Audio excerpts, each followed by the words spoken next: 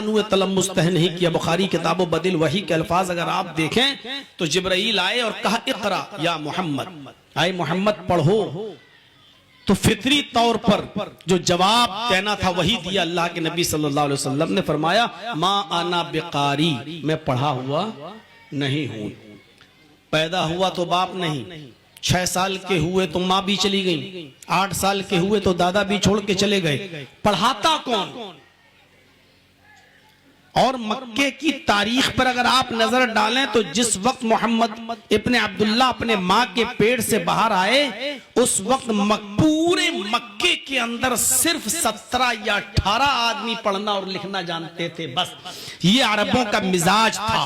उनको उम्मी रहने में, अनपढ़ रहने में फख्र होता था। वो ये कहते थे कि जिस तरह माँ के पेट से बच्चा पैदा होता वो कुछ नहीं जानता है, हम भी कुछ नहीं जानेंगे, कुछ नहीं सीखेंगे।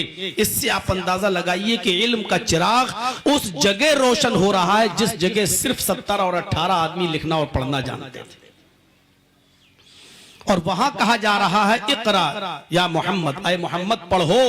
तो अल्लाह के नबी ने फरमाया मा अन्ना बिकारी, मैं पढ़ा हुआ नहीं हूं। उसके बाद जिब्राइल ने आपको पकड़ा और अपने सीने से लगाया और जोर से दबाया, इतनी जोर से दबाया कि अल्लाह के नबी फरमाते हैं लक़द खशीतु अला नफ्सी, मुझे डर लगा, मुझे महसूस हुआ कि कहीं मेरी जान न चली जाए। फिर छोड़ दिया और छोड़ के कहा इक़रा या मोहम्मद, आए मोहम्मद पढ़ो। अल्लाह के नबी फरमाते हैं कि मा अना बिकारी, मैं पढ़ना नहीं जानता। फिर दबाया, फिर छोड़ा, फिर कहा इक़रा या मोहम्मद, फिर आपने वही जवाब दिया मा अना बिकारी, मैं पढ़ा हुआ नहीं हूं। चौथी बार जिब्रील ने कहा कि इक़रा बिस्मि रब्बिकल्लज़ी खलक़, पढ़ो उस रब के नाम से जिसने पैदा किया। सबसे पहली वही जो आ रही है वो हुसूल इल्म से ताल्लुक रखती है। नमाज पढ़ने के लिए नहीं कहा जा रहा है, रोजा रखने के लिए नहीं कहा जा रहा है, ज़कात देने के लिए नहीं कहा जा रहा है, हज करने के लिए नहीं कहा जा रहा है। रिश्तेदारों के साथ अच्छा सलूक, पड़ोसियों के साथ अच्छे सलूक, यतीमों के साथ अच्छे सलूक, हुकूक और मामलात की तालीम नहीं दी जा रही है। क्योंकि ये सारी बातें तो आप तब उस पर अमल करेंगे जब आपके पास इल्म होगा। नमाज तो आप तब पढ़ेंगे जब इल्म होगा, रोजा तो आप तब रखेंगे जब आपके पास इल्म होगा।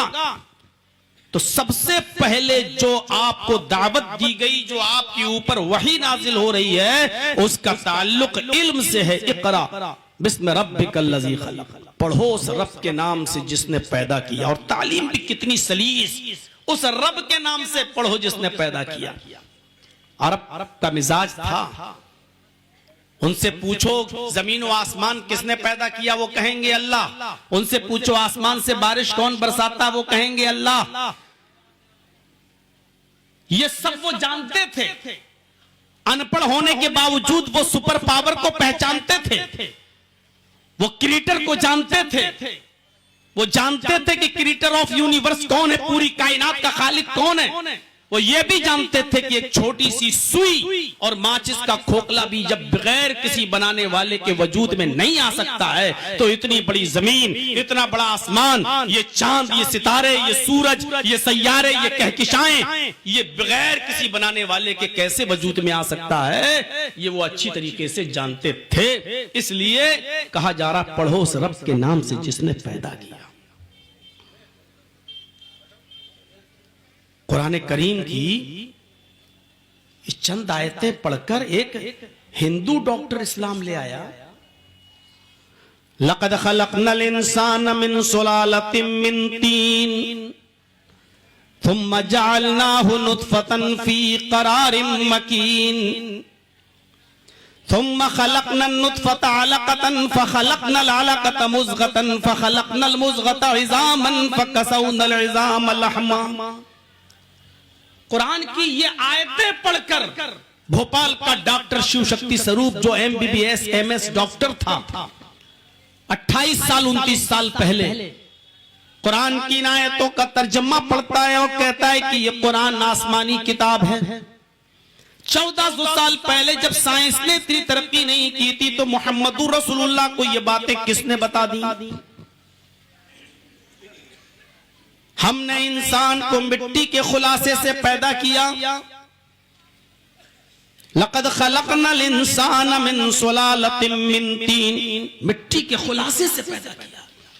सुम्मा जअलनाहु नुत्फतन फी क़रारिन मकीन, हमने फिर इस नुत्फे को एक मजबूत ठिकाने पर पहुंचा दिया।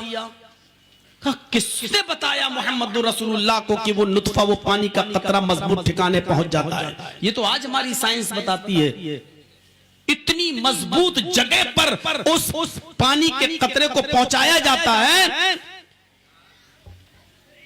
कि मिलने के बाद, सोहबत के बाद औरत उठ जाए, चाय बनाने लगे, खाना बनाने लगे, काम करने लगे, लेकिन वो नुत्फा इतने मजबूत ठिकाने पर पहुंच जाता है कि वहां से टस से मस नहीं होता। इस मजबूत ठिकाने का इल्म मोहम्मद को कैसे मालूम, जिसने कभी जिंदगी में साइंस नहीं पढ़ी, बायो नहीं पढ़ी, केमिस्ट्री नहीं पढ़ी, फिजिक्स नहीं पढ़ी, ये कैसे मालूम कि वो मजबूत ठिकाने पर पहुंच जाता है? सुम्मा खलक़ना नुत्फता अलक़ा, फिर हमने उस नुत्फे को, उस पानी के कतरे को जमा हुआ खून बना दिया। फ़ख़लक़नल अलक़ता मुज़ग़ा, फिर हमने उस जमे हुए खून को गोश्त का लोथड़ा बना दिया। फ़ख़लक़नल मुज़ग़ता इज़ामन, फिर उस गोश्त के लोथड़े को हमने हड्डी बना दिया।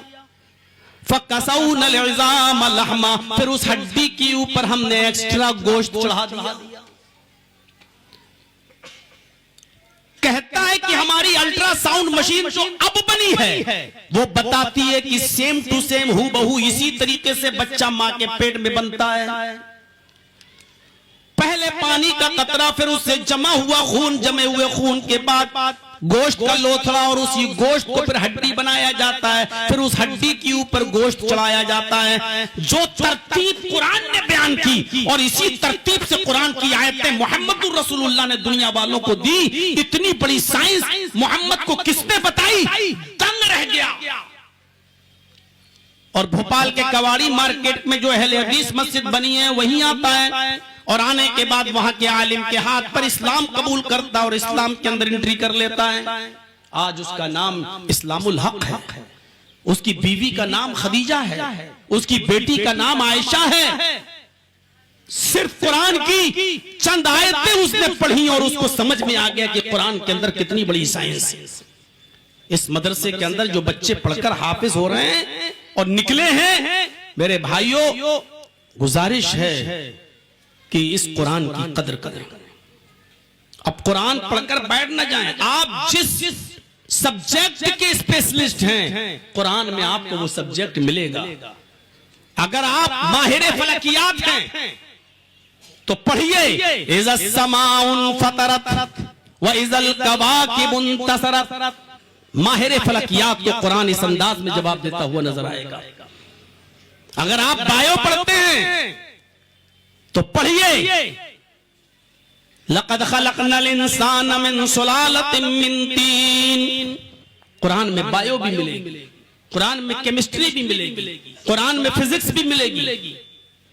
दुनिया में कोई इल्म ऐसा नहीं है जो कुरान के अंदर मौजूद न हो। और जब ये कहा जाए कि कुरान का इल्म हासिल करो तो माफ कीजिएगा, उसमें ऑटोमेटिक ये चीज शामिल है कि दुनियावी इल्म भी हासिल करो। इसलिए कि ये डॉक्टर शिव शक्ति स्वरूप किसी मदरसे में नहीं पढ़ा था, इसने पहली और दूसरी जमात नहीं पढ़ी थी, इसने कुरान को साइंस की रोशनी में समझा और ईमान ले आया। दुनिया में सारे लोग मदरसों में नहीं पढ़ते, उनके सामने आप कुरान को कैसे पेश करेंगे? अल्लाह करे कि एक दिन ये लोग भी इस्लाम की दौलत से माला माल हो जाएं, अंबानी जी, अडानी जी। अब आप इनसे कहिए कि ज़कात निकालो तो कैसे निकालेंगे? इनके पास दौलत इतनी है कि कोई हिसाब किताब है। अब अगर ये ज़कात निकालेंगे तो जब तक मैथ नहीं पढ़ेंगे, मैथमेटिक्स के उसूल नहीं जानेंगे, तब तक ज़कात नहीं निकाल पाएंगे। हमें मालूम है जर्जी साहब मैथ नहीं पढ़े, 40 रुपए में 1 रुपया देना है, 100 रुपए में 2.5 रुपए देना है, 1000 रुपए में 25 रुपए देना है। लेकिन जिसके पास करोड़ों अरबों खरबों रुपया हो और अपने रुपए का कोई हिसाब ना हो, उनसे पूछो कि वो अपने माल की ज़कात कैसे देगा, बगैर मैथ पढ़े हुए और बगैर कैलकुलेट किए हुए कैसे निकालेगा। इल्मुल फराइज जो सबसे टफ मौजू होता है। जर्जी साहब मर गए, जर्जी साहब के इंतकाल के बाद जर्जी साहब की बेटी का जर्जी साहब की वरासत में कितना हक है, उनके बेटों का कितना हक है, जर्जी साहब की मां है तो वो हक पाएंगी या नहीं पाएंगी, जर्जी साहब की बहन को हिस्सा मिलेगा या नहीं, किसी का हक 1/2, किसी का हक 1/4, किसी का हक 1/6, किसी का हक 1/8। जब तक आप मैथ नहीं पढ़ेंगे आप वरासत कैसे, मीरास को कैसे तकसीम करेंगे। इसलिए कुरान को जो पढ़ेगा वो मैथ भी पढ़ेगा, कुरान जो पढ़ेगा वो साइंस भी पढ़ेगा, कुरान जो पढ़ेगा उसके सामने फिजिक्स केमिस्ट्री सारे उलूम उसके सामने होना चाहिए। इसीलिए कहा गया ना, खैरुकुम मन तअल्लमल कुरान व अल्लमा, तुम में सबसे बेहतर लोग वो हैं जो कुरान को पढ़ते हैं और पढ़ाते हैं, सीखते हैं और सिखाते हैं। ये कुरान की खुसूसियत रही है। कुरान मक्के में नाजिल हुआ तो अल्लाह ताला ने मक्के को उम्मुल कुरा बना दिया, जो बुराइयों की मां थी। मक्का बुराइयों की जड़, बुराइयों की मां। कुरान की बरकत से अल्लाह ने उसको उम्मुल कुरा बना दिया। कुरान जिस महीने में नाजिल हुआ अल्लाह ताला ने उस महीने को सैयदुश शुहूर, तमाम महीनों का सरदार बना दिया। रमजान का महीना जिस महीने में कुरान नाजिल हुआ, काम महीना था कुरान के नुज़ूल से पहले, लेकिन अल्लाह ने जब इस महीने में कुरान उतारा तो कुरान को सैयदुश शुहूर, तमाम महीनों का सरदार बना दिया। शहरु रमजान अल्लज़ी उन्ज़िला फ़ीहिल कुरान, रमजान का महीना वो बाबरकत महीना है जिस महीने के अंदर अल्लाह ने कुरान नाजिल किया। कुरान रमजान के महीने की जिस रात में नाजिल हुआ अल्लाह ने उस रात की अहमियत को भी बदल दिया। लैलतुल क़द्र खैरुम मिन अल्फी शहर, रमजान की जिस ताक रात में कुरान नाजिल हुआ अल्लाह ने उस रात को भी इतना अजमत वाली रात बना दिया कि फरमाया 1000 महीनों की इबादत एक तरफ और उस एक रात की इबादत एक तरफ। 1000 महीनों की इबादत से ज्यादा बेहतर है। 1000 महीनों के साल बनाइए आप, 12 से डिवाइड कीजिए तो 83 या 84, 83 या 84 साल बन जाते हैं। यानी एक रात का जाग लेना 83 या 84 साल की इबादत के बराबर। ये सिर्फ कुरान की बरकत। जिब्राइल क्या थे? मूसा पर वही लाए, दाऊद अलैहिस्सलाम पर जबूर लेकर आए, लेकिन एक फरिश्ते थे बस, इससे बढ़कर उनकी हैसियत नहीं थी। लेकिन अल्लाह ताला ने जब कुरान देकर मोहम्मद रसूलुल्लाह के पास जिब्राइल को भेजा तो अल्लाह रब्बुल आलमीन ने जिब्राइल को सैयदुल मलाइका बना दिया, तमाम फरिश्तों का सरदार बना दिया, तमाम फरिश्तों का सरदार। सिर्फ कुरान की बरकत से अल्लाह ने जिब्राइल को सैयदुल मलाइका बना दिया। कुरान जिस नबी पर उतरा अल्लाह ने उस नबी को इमामुल अंबिया बना दिया, तमाम नबियों का इमाम, सैयद उलद आदम बना दिया, सारी कायनात का रसूल और सारी कायनात का पैगंबर बना दिया। इसीलिए ये भी अल्लाह के नबी ने फरमा दिया, जब कुरान सबकी हैसियतें बदलता है तो जो कुरान को पढ़ता है वो मामूली कैसे रह सकता है, और जो कुरान सीखता है वो मामूली कैसे हो सकता है। खैरुकुम मन तअल्लमल कुरान व अल्लमा, तुम में सबसे बेहतर लोग वो हैं जो कुरान को सीखते हैं और दूसरों को सिखाते हैं। इसका यह मतलब नहीं कि बायो पढ़ने वाले बेहतर नहीं है, इसका यह मतलब नहीं है कि केमिस्ट्री पढ़ने वाले बेहतर नहीं है।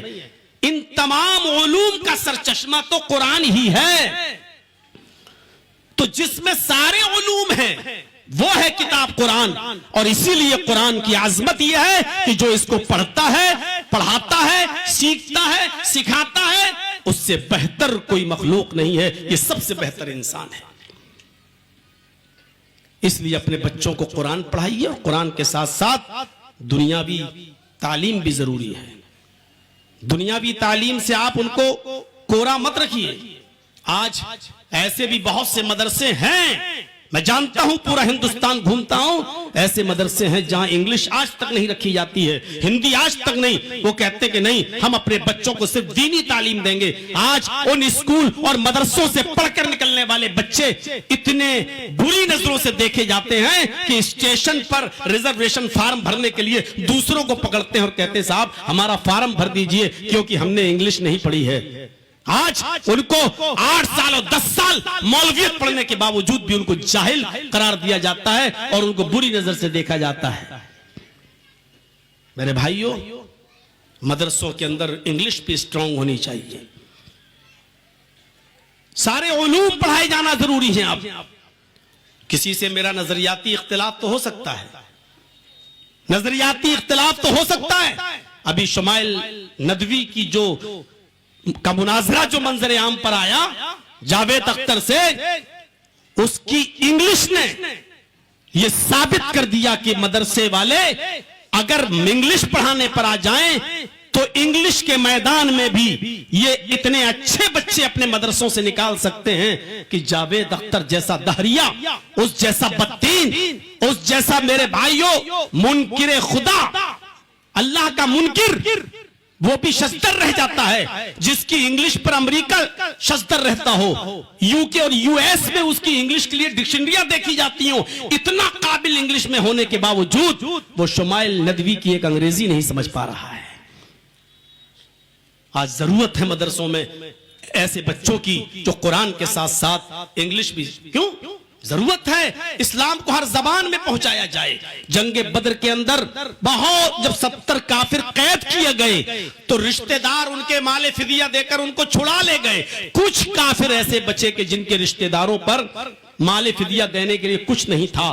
तो अल्लाह के नबी सल्लल्लाहु अलैहि वसल्लम ने फरमाया कि तुम लोग भी छोड़े जा सकते हो, लेकिन एक शर्त है, और वो शर्त यह है कि तुम में से हर एक आदमी मेरे 10 सहाबा को अबरानी जबान सिखलाएगा। 10 आदमी थे या 15 आदमी जो बाकी रह गए थे, अल्लाह के नबी ने कहा एक आदमी मेरे 10 सहाबा को अबरानी जबान सिखाएगा।